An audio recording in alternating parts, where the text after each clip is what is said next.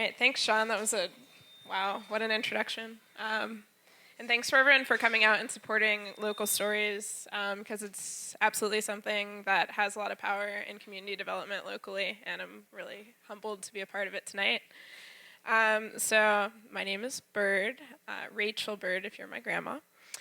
I'm originally from Dayton, Ohio, and for the last 8 years or so, I've spent most of my time working in outdoor adventure education, so traveling, climbing things, rafting, and helping people overcome their fears in different ways. About 2 years ago, I was asked to go on a road trip, a bit of a biking trip, bit of a camping trip in Asheville, North Carolina. And at that time, actually, it was 3 years ago, sorry, trying to keep it accurate. At that time, the four of us hopped in a mid-90s Toyota Corolla. So we've got 4 adults, we've got camping gear, and we decided to take 4 bikes and load them on a bike rack built for 2. Somehow we were able to get 3 bikes on there. If you were lucky enough to be seated in the back seats of the car, you got to hold on to one of the 2 wheels of the 4th bike for the drive down there, which normally takes about 8-10 hours. So it was quite a ride. Finally, we made it. And if you've never been to Asheville, it's a great 4-day weekend trip from here. It's a lovely town, focuses on small businesses. It's nestled in the Blue Ridge Mountains. And it's home to Mount Mitchell, the tallest point east of the Mississippi, which is what 2 of my friends on this trip were out to ascend in a biking time trial. The other 2 of us were out to enjoy our camping vacation from our hammocks. So needless to say, it was a good getaway, and the aim for it was freedom. Nice. In my mind, freedom is a bit of the opposite of fear. Freedom is that thing you experience when you have no fear.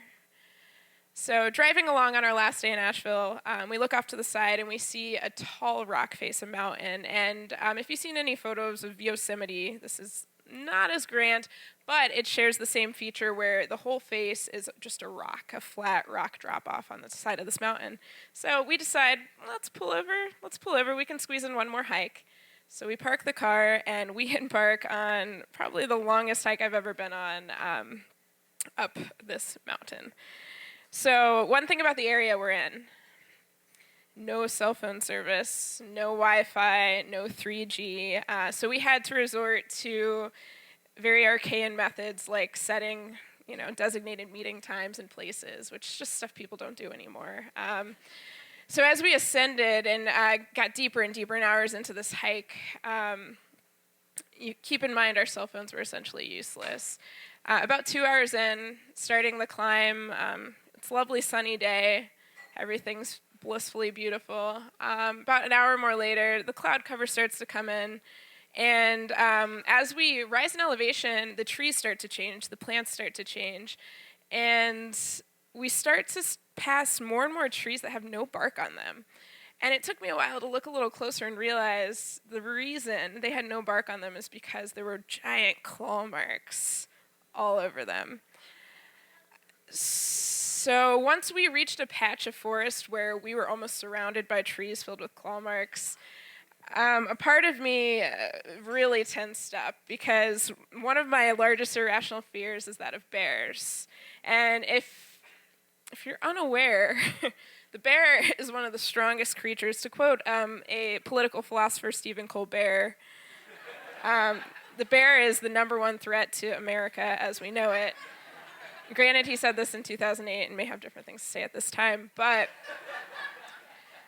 we are undeniably in the middle of their territory, and every inch of me on the inside is just losing it, and on the outside, cool as a cucumber. Let's keep hiking, guys.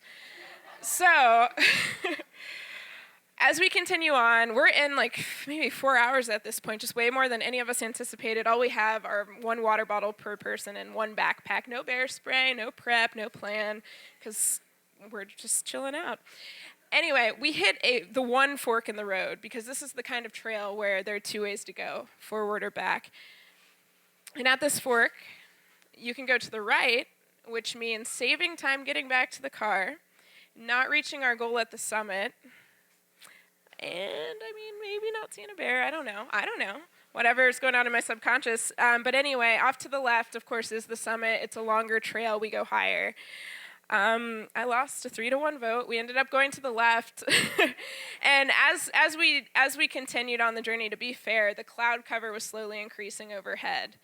So this journey is just taking so long. We get to that point where as we're an hour into this trail on the left that's going to the summit, going to reach our goal, the air starts to change, and it starts to change in smell. If you can imagine that smell that happens just before a storm. And so, to rewind a bit, irrational fear of bears. What they say in dealing with bears are there are 2 things you can do if you have nothing on you like we do except water bottles. One is you can puff up really big and try to intimidate the bear, like, woo, bear. Or you can curl up in the fetal position, protect your neck, and play dead. Now, my one issue with both of these that really increases my fear is that they both highly depend on my acting skills to the degree where death is the penalty for poor acting. That being said, continuing on the trail to the left, storms encroaching above us. One of the strangest things I saw on this hike, and still to this day, it just must have been visual mind play, but off to the distance, through a break in the trees, we all stop because we see a lake, which just seemed out of place at this point for how high up we were, because we were hiking for hours. And so we all pause, and one of the guys in the group jogs over to check it out up close, which it's about 50 feet away, so he's jogging on over, the rest of us are taking a break, and he grabs the tree next to him near the point where the ground meets the water. And he looks down, and it's not quite water. What it ended up being was that rock ledge we saw, a straight drop-off, and a cloud below us.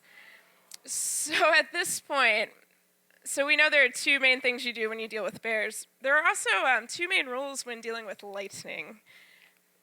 Avoid anything conductible, and don't be the tallest thing. So from the top of this mountain, as the rain started pouring down upon us, we were breaking both of those rules as a group.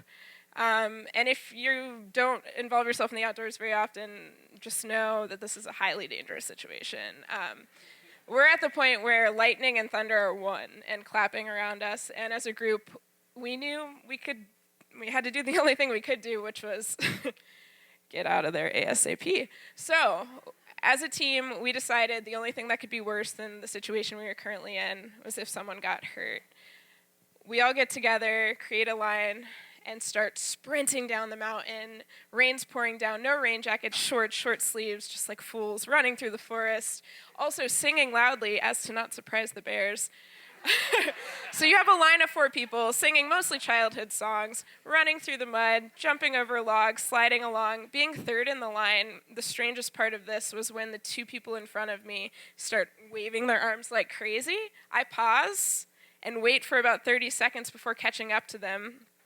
Did not realize until later they ran through hornets' nests in the ground and got stung over a dozen times each. Yeah. And with the price of an EpiPen these days. Continuing on, they were the only ones that got stung in that. As we continued to run down to the base of the mountain, just like magic, by the time we reached the bottom, the sun started to come out so bright that it looked like a perfect day where the storm was all just a facade.